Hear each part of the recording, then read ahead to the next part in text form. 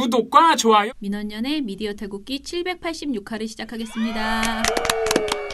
예, 안녕하세요. 저는 언론 권력을 감시하는 시민단체 민주언론시민연합에서 사무처장으로 일하고 있는 김원경입니다. 네, 최백은 교수 닮았다는 소리를 듣고 있는 모니터 팀장 이봉우입니다. 이정일입니다. 예, 칭찬이죠, 그죠? 네, 우리 최백은 교수님께 누가 되지 않는지 모르겠습니다. 저희 사무처장님께서 최백은 저한테 자꾸 얼굴이 닮았다는 게 아니고요. 이 머리 스타일이 금요일날 저녁에 봉우 씨가 이렇게 걸어 나오는데 퉁퉁퉁퉁 하는데 머리가 최백은 교수랑 똑같은 스타일로 탕탕탕탕 흔들리는 거예요.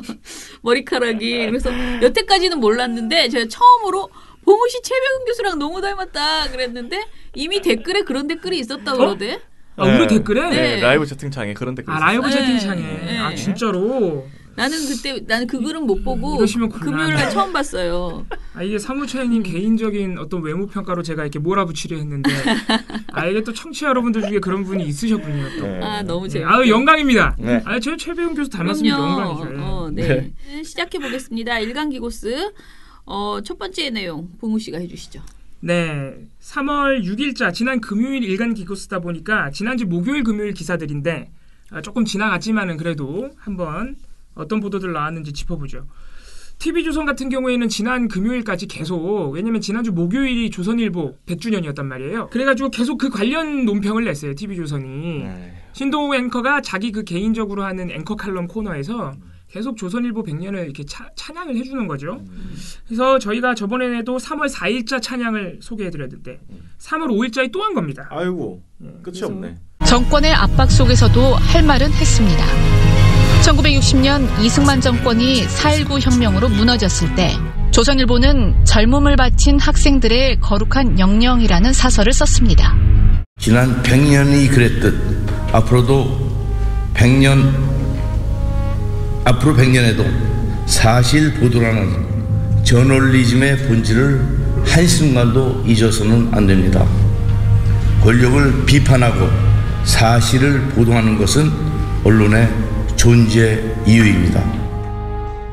리얼조선닷컴에 들어오시면 이 모든 게 거짓말이라는 걸 알 수 있습니다. 네. 그리고 제가 오늘 그 인터뷰를 하나 했는데요. 그 인터뷰하면서 한 말인데 여기서도 좀 해주고 싶은 게 조선일보가 당일날 100면의 지면을 냈어요. 조선일보 100일날. 기자들 갈아 넣었겠네. 근데 기자를 갈아 넣었겠어요? 광고를 갈아 넣었죠. 그래서 기업주들한테 자 조선일보가 100주년이라고 특집 지면을 만든다고 하면서 기업에다가 얘기를 하면 어느 기업이 안 내겠습니까? 무슨 배짱으로 안 내겠습니까? 그래서 저는 이건 갈취라고 생각을 하거든요. 너무 맞네요. 기가 막히다라는 생각이 들어요. 그거랑 똑같잖아요. 그 포럼 같은 거 언론사가 열면서 그렇죠. 사실상 이거 같이 해서 후원 좀 해주세요라고 말하지만 사실상 그거 안 내면 또 우리 기사 나쁘게 쓰겠지 이런 거니까. 네네.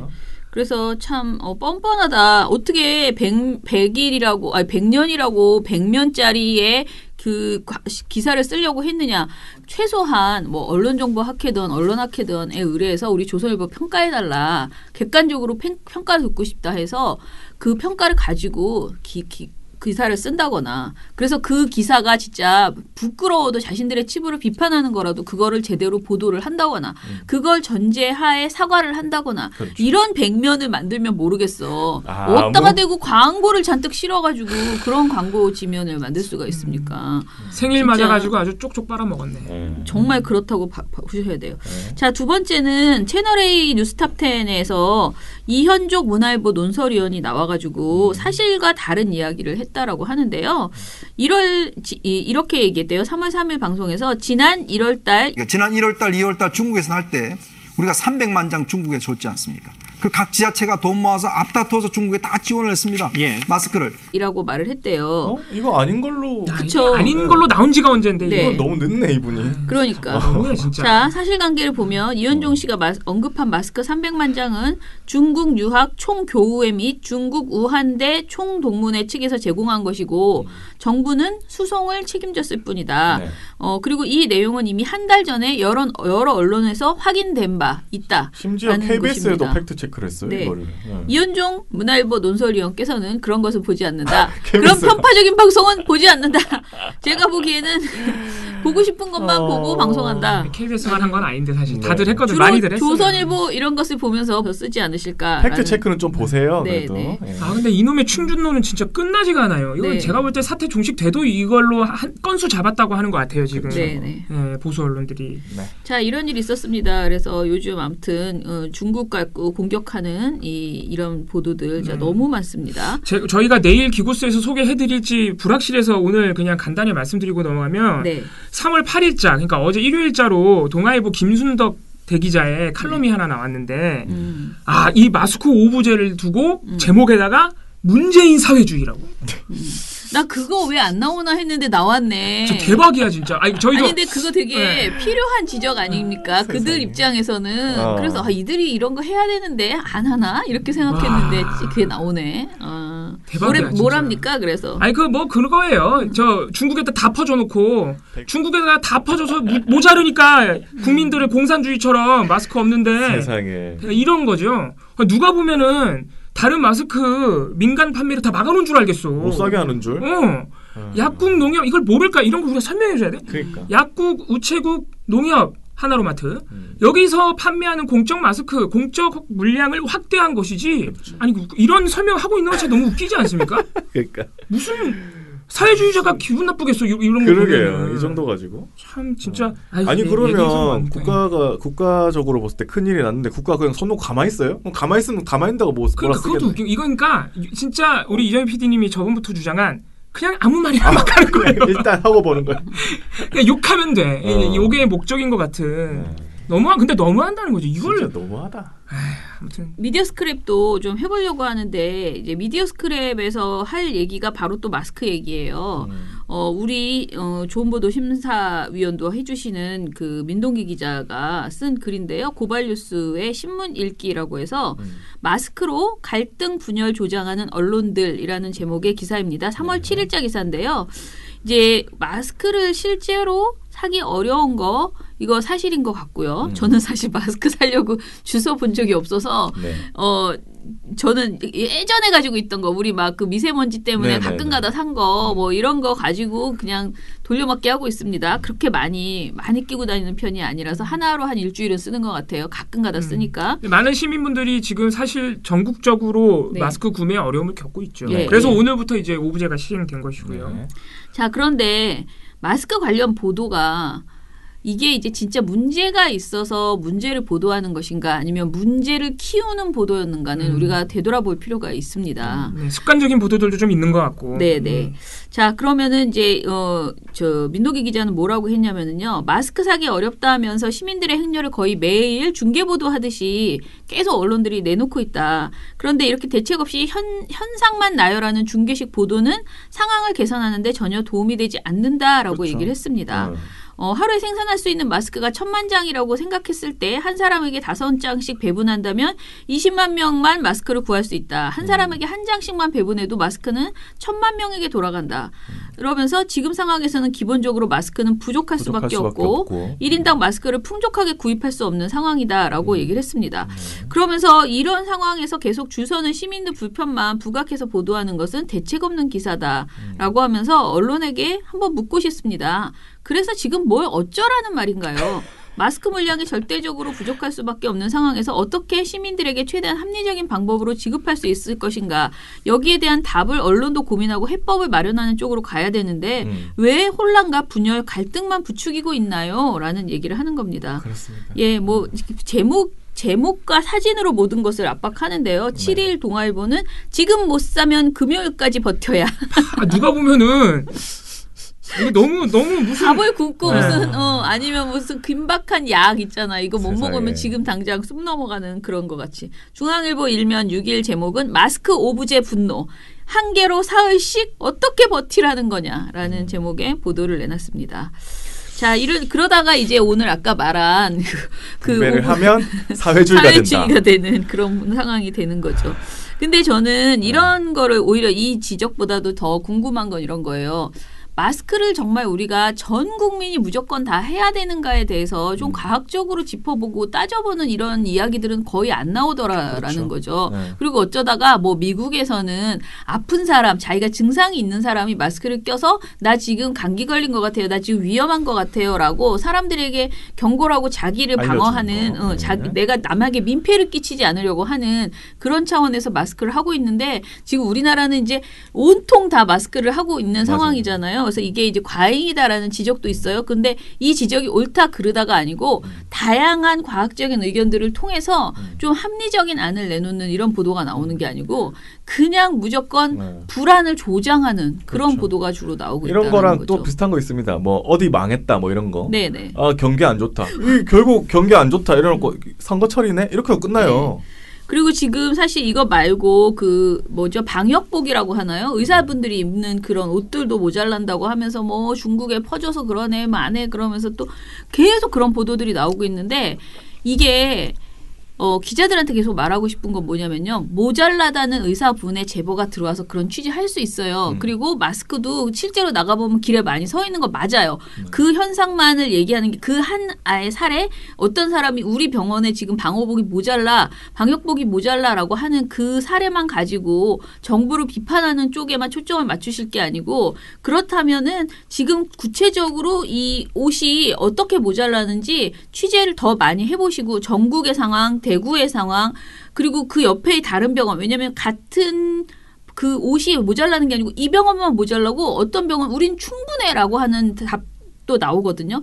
되게 상황이 계속 달라요. 그래서 시스템이 어떻게 돌아가는지를 좀 그런 거를 전체적으로 취재를 하시고 그다음에 업체도 취재하시고 정부도 취재하셔서 정부가 거짓말하면 비판하세요. 그치. 그런데 그게 아니고 계속 자기가 듣고 싶은 얘기만 가가지고 그거 하나만 듣고 막 뻥 튀겨가지고 비판을 하고 있는 거예요. 제목 써버리고. 네. 그러니까. 그러면은 진짜 더 불안해지면서 수급이 더 왜 이게 다 심리잖아요. 더 사재기하게 되고 그렇게 되는. 그래서 진짜 1도 도움이 안 되는 그런 보도다. 네.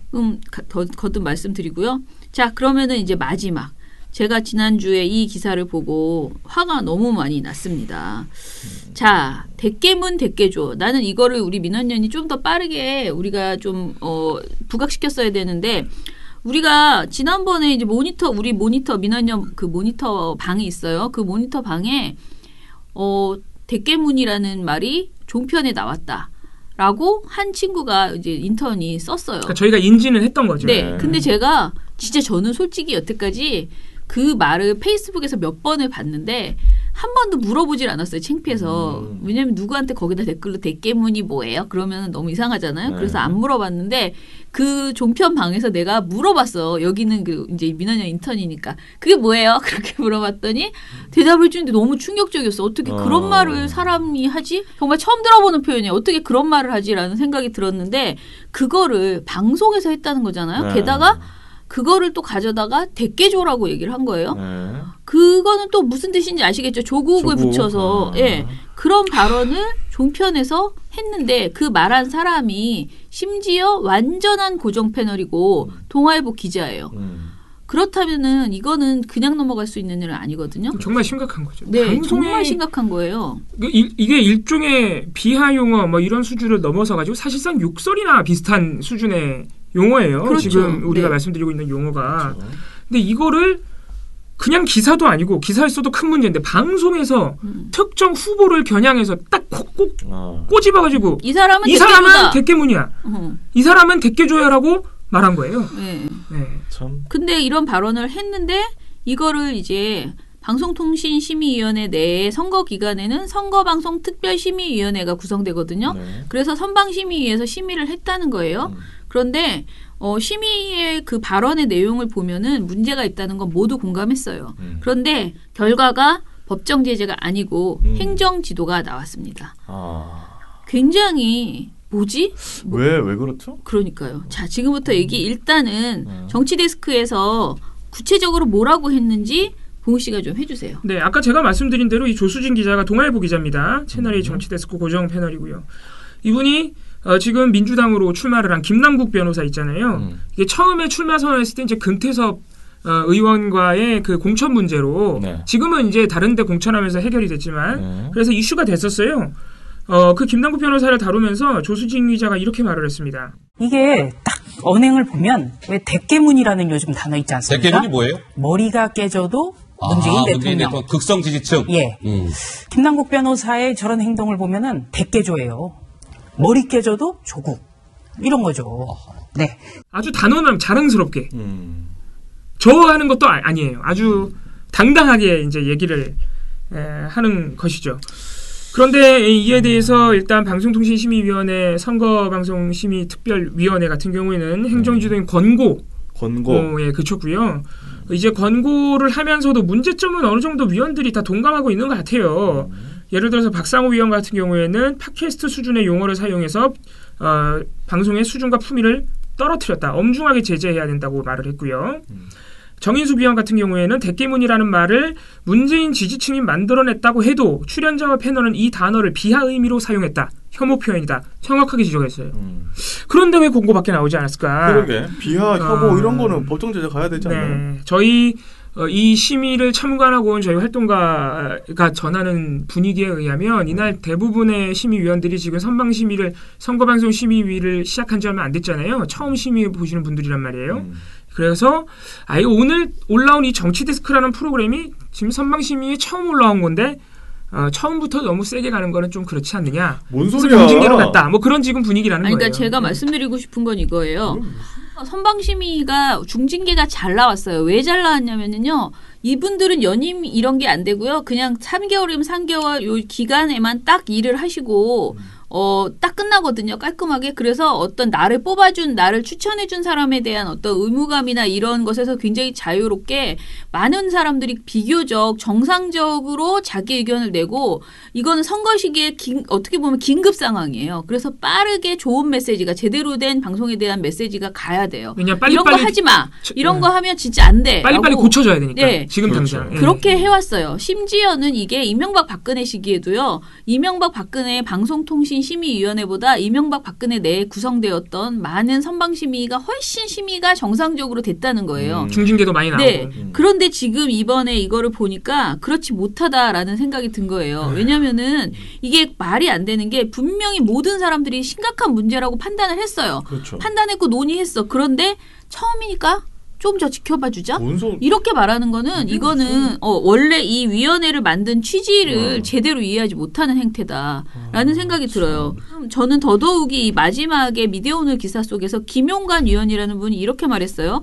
강서갑 공천 신청자가 여러 명인 상황에서 김남국 변호사만 집중 공격한 점도 문제다라고 하면서 그렇죠. 김 위원은 김용관 위원은 상대 경쟁들이 있는 상황에서 한 사람에 대한 상당한 시간을 할애해서 여럿이 주고받으며 일방적으로 공격했다는 점에서 이것은 선거 국면에서 공정성을 해치는 기획이었다라고 생각한다라고 했어요. 이것까지 생각하면 벌써 혐오 표현이죠. 언어도 말도 안 되는 언어를 욕설이잖아요. 이거는. 그렇죠. 네. 그런 거죠. 게다가 공정성까지 해쳤어요. 그런데 이게 주의가 안 나온다? 법정 제재가 안 나온다. 네, 법정 제재가 안 나온다? 이거는 굉장히 이상한 심의예요. 말도 안 돼요. 참. 자, 심의위원분들 자꾸 점잖은 척하지 마시고요. 제 말은 중징계만 내리라는 거 아니에요. 어떤 것은 중징계 안 내려도 돼요. 그런데 계속 돼도 되는 사안은 중징계 안 내리셔도 됩니다. 그런데 이거는 멈춰야 한다라고 판단되면은요, 사실은 법정 제재 나와야지 돼요. 이게 만약에 김어준 뉴스공장에서 나왔다면 이거 제재 안 했겠습니까? 만약에 김어준이 대깨문, 대깨조 이런 말 했다고 쳐보세요. 난리 진짜. 났겠죠. 그거 안 했겠습니까? 네. 저는 그렇게 안 보거든요. 그러니까 말입니다. 그래서 저는 유감이고요. 심의위원회에 대해서 좀 더 우리가 적극적으로 우리도 보고 계속 여러분들에게 말씀드리겠다. 그리고 뭐 논평도 낼 거고요. 좀 이거는 보통 일은 아니다라는 생각이 드네요. 네. 자.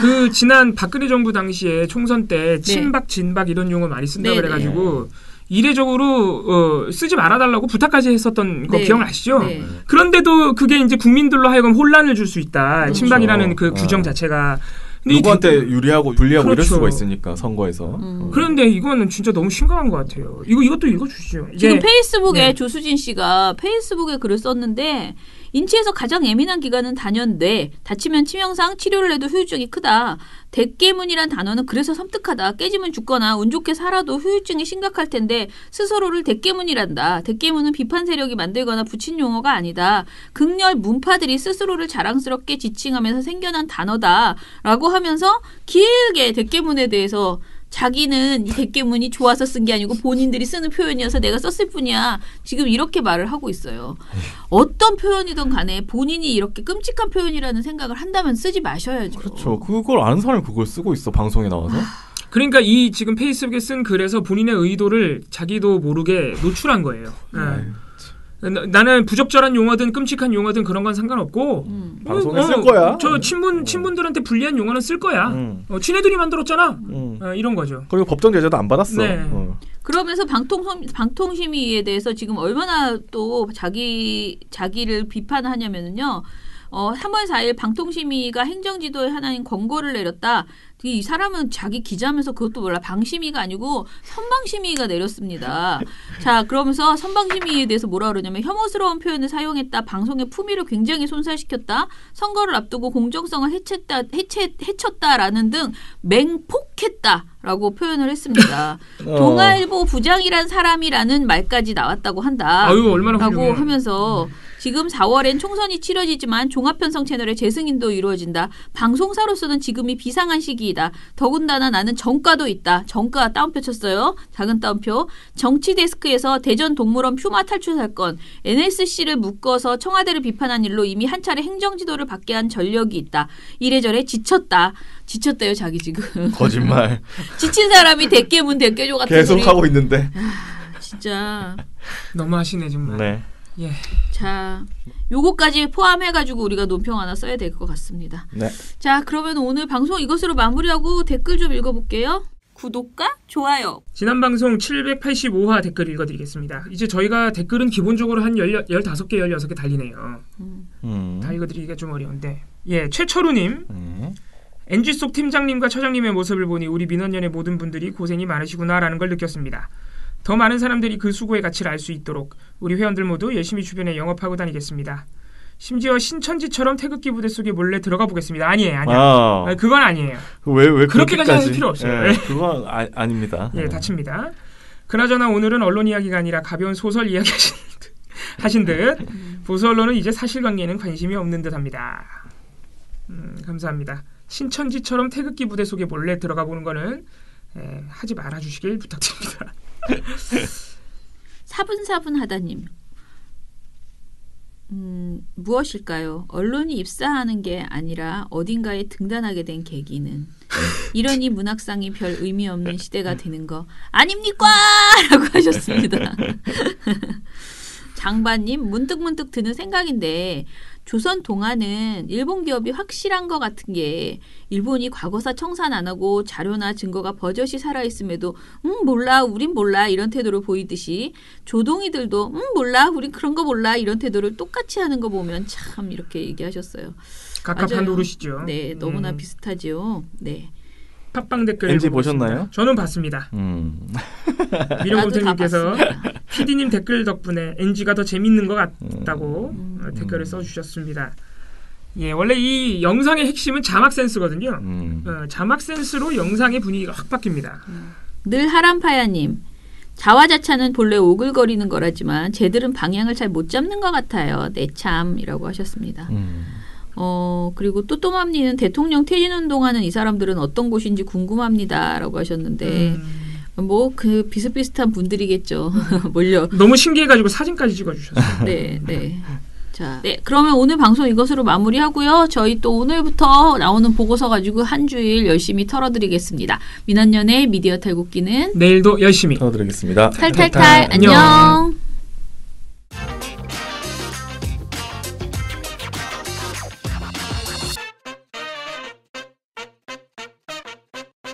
있잖아. 걔가 나랑 머리 맞아요. 스타일이 약간 비슷해요. 스타일이. 똑같더라고 머리 스타일. 저 외모도 약간 약간 다르습니다. 우리 지금 그 미장원이랑 겹치나 봐. 알릴레오. 최백은 교수는 알릴레오에는 자주 안 나오죠. 근데 최백은 교수 닮았다는 얘기는 처음 들으셨어요? 처음 나는 들었어요. 내가 처음으로 저 이렇게 나오는데 최백운 교수가 걸어 나오는 건 머리가 이렇게 퉁퉁퉁퉁 울리 머리가 이렇게 가운데 끄럼 같아서 퉁퉁퉁퉁 울려 어제 금요일 날. 왜? 오늘은 좀 난 것 같아요. 어제 금요일 유난히 최백운 교수 같았어요. 반복되는 외모 평가에 대해 제가 평가하는 거 아닙니다. 언젠가는 제가 폭로 민원연의 실상 기획 기사를 하나 쓰겠습니다. 밥 먹는데 내가 너무 심한 말 하는데 밖에 누구 있을까봐 조마조마했네. 다 들을까봐. 뭔 심한 말을 했는데. 제가 막 욕했잖아요. 맨날 방송에서는 뚝배기를 깬다 그러면서 그래. 그 정도 얘기 아니었어요. 제가 아까 얘기할 텐데. 자, 그러면은 저희가 이제 주말을 쉬어서 조금 기분이 이렇게 약간 업될 수 있는 그런 상황입니다. 저는 진짜 지난주 기고스가 아니고 미탈 녹음할 때 하품을 한 5번은 했어요. 지난 방송 용우 씨 말하고 있는데 내가 자꾸 하품이 나와가지고 막 이렇게 얼굴이 막 찌그러지고 너무 걱정이 되더라고. 지난 방송 금요일 방송이 좀 매끄럽지 못해서 네. 아마 이정일 PD가 편집하기 굉장히 쉽지 않았을 거예요. 겁니다. 힘들었습니다. 제가 금요일 날 저녁에 집에 갔는데 진짜 전쟁을 치르고 들어온 기분이었어요. 왜냐면 그 주가 유난히 너무 힘들었고요. 제가 볼 땐 지금 이런 말 하는 것도 굉장히 싫어합니다. 아, 다 그래요? 자를 거거든. 자, 그러면은 시작해 보겠습니다. 일간기고스.